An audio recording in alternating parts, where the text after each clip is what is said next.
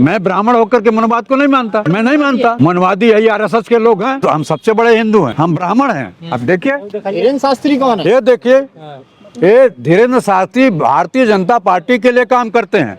और मैं किसी धर्म की बात नहीं करता, मैं सारे धर्मों को मानता हूँ। हिंदू हो, मुसलमान हो, सिख हो, ईसाई हो, सभी धर्मों को लेकर के हिंदुस्तान बना है। वो भी तो सभी जातियों को लेके हिंदू राष्ट्र बनाने की कुछ नहीं, वो सब ढकोसला है उनका। जात पात की करो विदाई, हिंदू हिंदू सब भाई भाई। तब कहाँ से हिंदू की बात आई? जब सभी धर्म को आप मान रहे हैं तो हिंदू धर्म तो इतना बढ़िया धर्म है यार।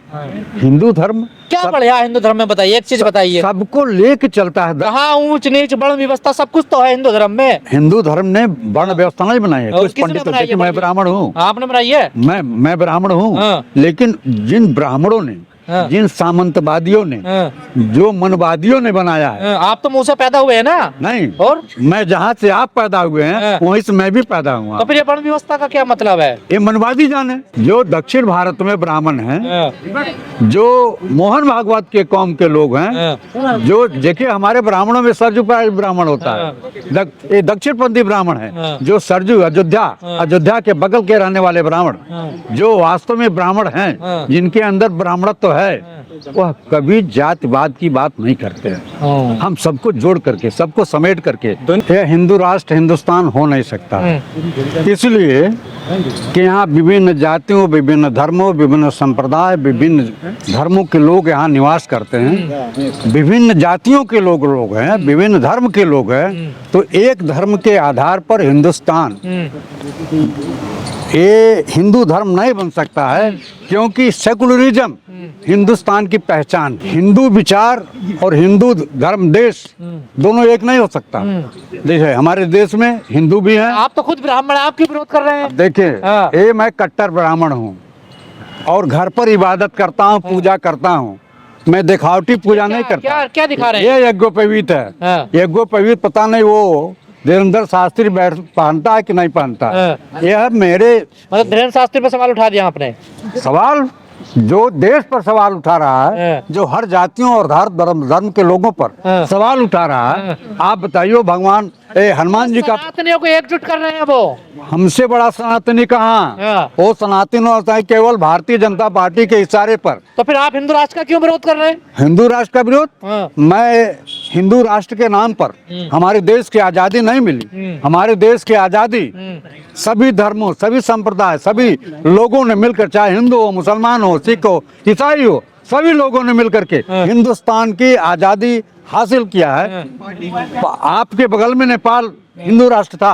आज देख लीजिए कि नेपाल की क्या दशा है। क्या ये गैर कानूनी काम कर रहे हैं धीरेन्द्र शास्त्री? निश्चित रूप से अगर कोई मुसलमान कहे कि मुस्लिम कंट्री होना चाहिए तो उसके खिलाफ तो आप मुकदमा लिख देंगे।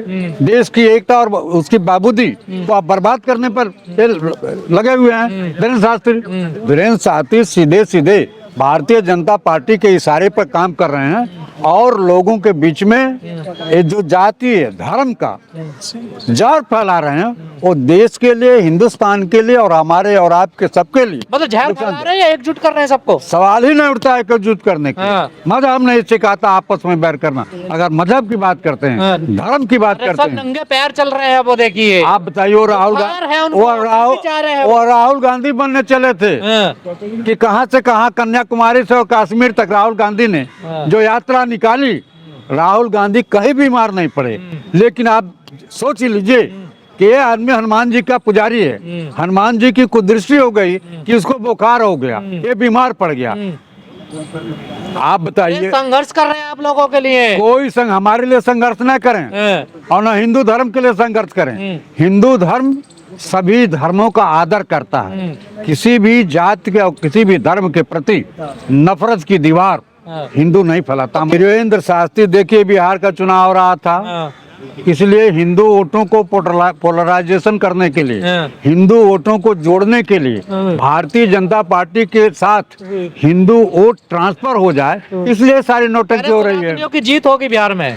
सनातनियों की जीत नहीं होगी, वोट चोरों की जीत होगी। वहाँ सीधे सीधे वोट चोरी की गई है और वोट चोरी के आधार पर वहाँ नरेंद्र मोदी भारतीय जनता पार्टी और जनता दल यू की सरकार सबूत बनेगी। तो होता नहीं आप लोगों के पास, वैसे आरोप लगा आप बताइए 64 लाख वोट काटना हाँ।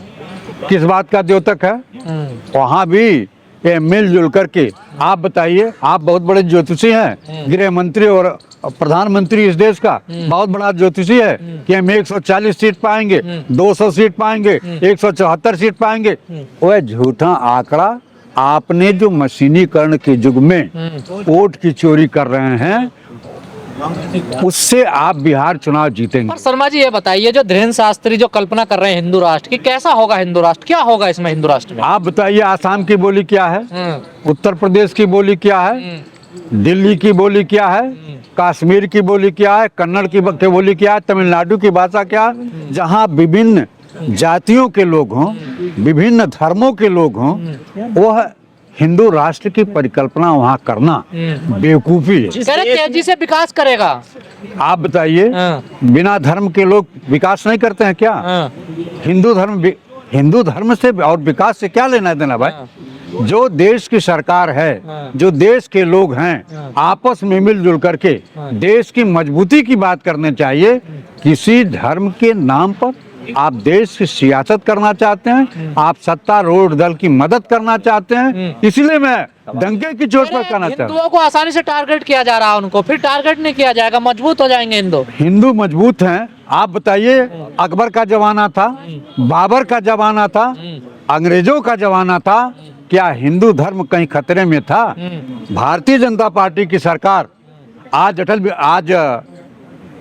मोदी प्रधानमंत्री हैं, उत्तर प्रदेश का chief minister Hindu, Bharatiya Janata party का राष्ट्रीय अध्यक्ष हिंदू, राष्ट्रपति हिंदू, उपराष्ट्रपति हिंदू, और इतने हिंदुओं के बाद अगर हिंदुत्व खतरे में है तो इन लोगों को चुल्लू भर पानी में डूब के मर जाना चाहिए। ये लोग दोगली भाषा, लंके के जो मैं कहना चाहता हूँ, थोड़ा असंसदीय भाषा है, लेकिन ऐसे लोग दोगली भाषा का प्रयोग करते हैं।